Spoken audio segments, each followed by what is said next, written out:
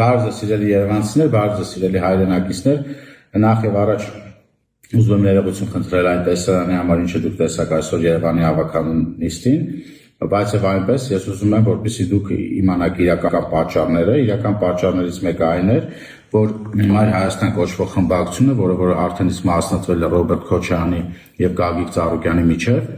փորձեց սադրել, հերթական սադրանք անել, այդ սադրանքների ականատեսները դուք բազմիցս եղել եք, երբ որ իրենք չգրանցվելով, չունենալով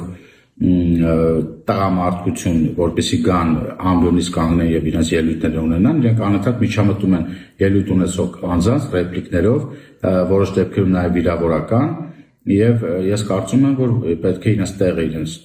ցույց տրվեր, որովհետեւ նախ եւ առաջ իրենք իրոք մտածելու բան ունեն, քանի որ իրենց լիդերը մեղադրվում է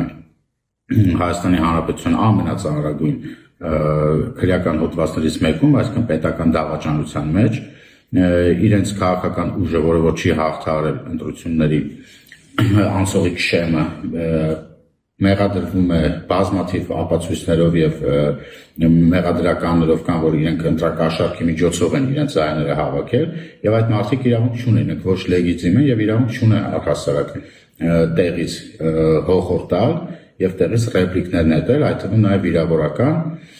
եւ բնականաբար բոլորիս նյարդերը որոշ չափով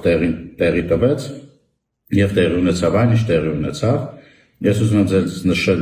հատուկ ընդգծել, որ Հայաստանում հաղթել է ժողովրդավարությունը, դա անշրջելի փուլ է եւ նմանատիպ վարքագիծը եւ նմանատիպ մարդիկ, որոնք որ